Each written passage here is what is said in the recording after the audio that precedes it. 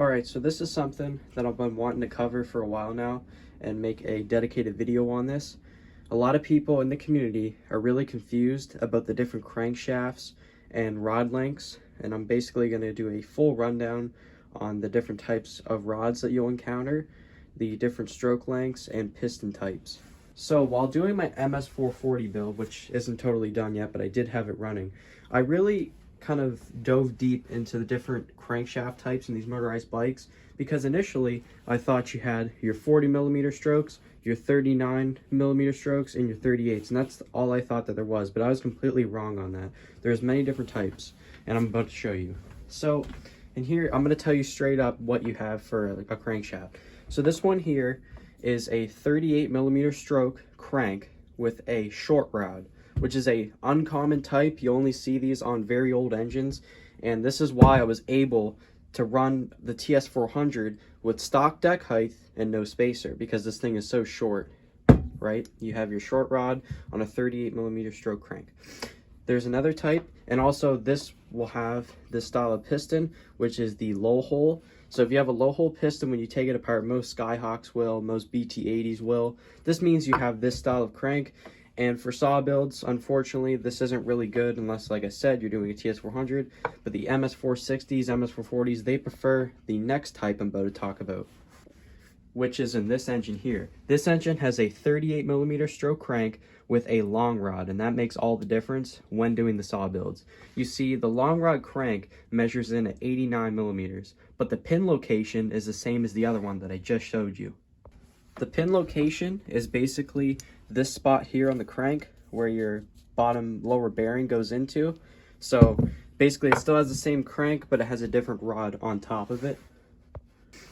Moving on to the YD100 style, this is going to be your YD piston. It's going to be a high hole piston type, but in my experience when measuring the stroke on the Minarelli here, which is a YD100 bottom end, it comes in around 39mm. So it's not quite 40, it's right dead center in the middle.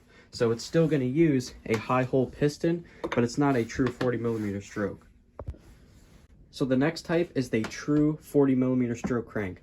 So basically this goes for the Zeta 80 rods, this goes for the ZL40. Sometimes there's some other variations, but for the most part those two are going to be your real 40mm stroke cranks. And this one has the wide weights, so that's another way you can tell. This has the 20mm weights, which you don't really see. Most of the ones that you're going to encounter are going to have the 17mm weights, or in the case of this engine here, the really thin, like 15mm weights. So if you can get a true 40mm stroke crank, not only are you going to have the most power benefits, because the squish is already going to be pretty dang close to perfect, but it's a much more usable crank for other builds. Another thing that's worth discussing is the type of bearings that you use for the crank. So obviously these lower bearings you can change if you do a little bit of research. I've never personally had a bottom end bearing fail, but I'll tell you one thing. If you're doing a saw engine, the last thing that you want to do is run a true 40mm stroke crank, in the MS440 especially, is because the piston is coming so far down into the cylinder, but not only that, it's coming so far at the top also. So I've seen other builders have bottom end failures because it gets jammed at that top position, and that can cause this bottom end bearing to fail. So if you're doing a saw build, the most common style, I mean for the MS460s and things of that nature, is the 38mm stroke long rod. But as far as bearings go, I've tried a few different brands, and I found that these PGN bearings, in my opinion, for the price of like 20 bucks for 10, is what I paid for them, they're really universal bearing. They work pretty good. 602 dash what is it? I have the number here if you guys want to see. Yeah, 6202 2RS. What I usually do is just remove both seals on the sides of the bearing.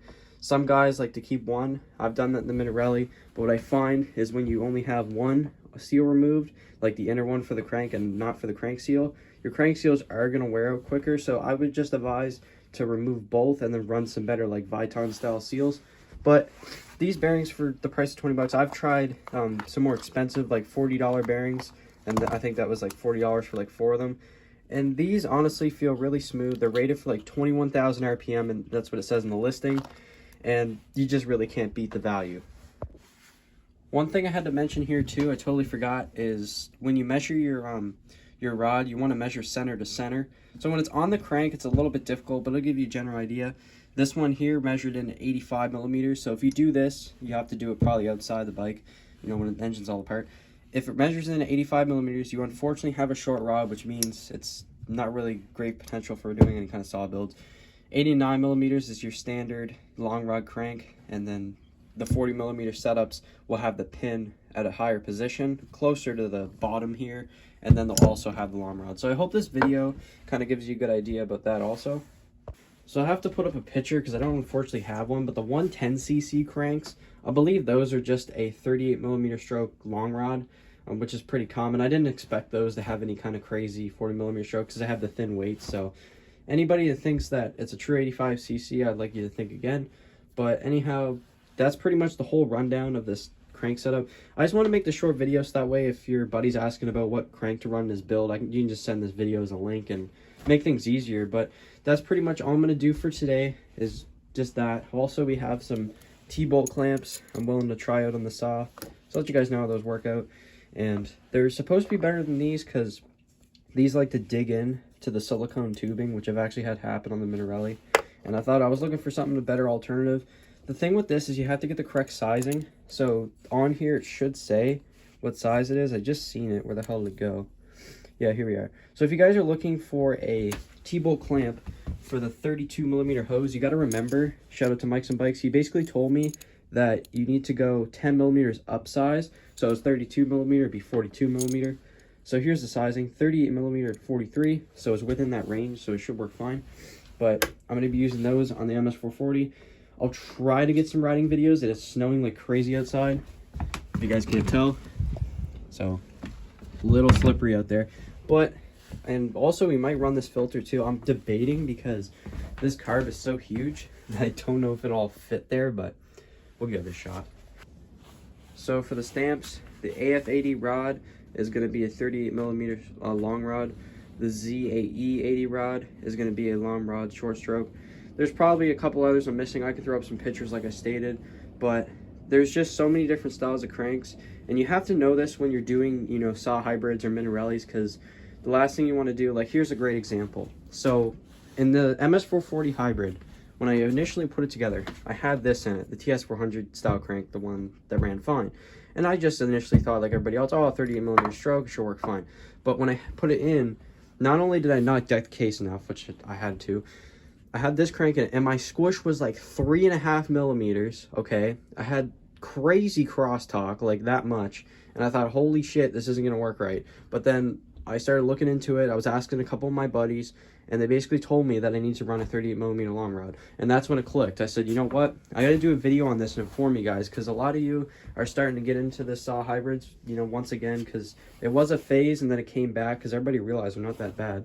And it's worth talking about this kind of stuff because you don't really see a whole lot of videos on it, and people will just tell you the stamps and they'll measure it. But this is just a full, you know, rundown, like I said, quick video to inform y'all. Anyways, guys, that is just a little rundown on the different crankshaft types. If you think I missed anything in the video, which I'm sure I'm going to go back and realize I did, leave that down in the comments below. And thanks for watching.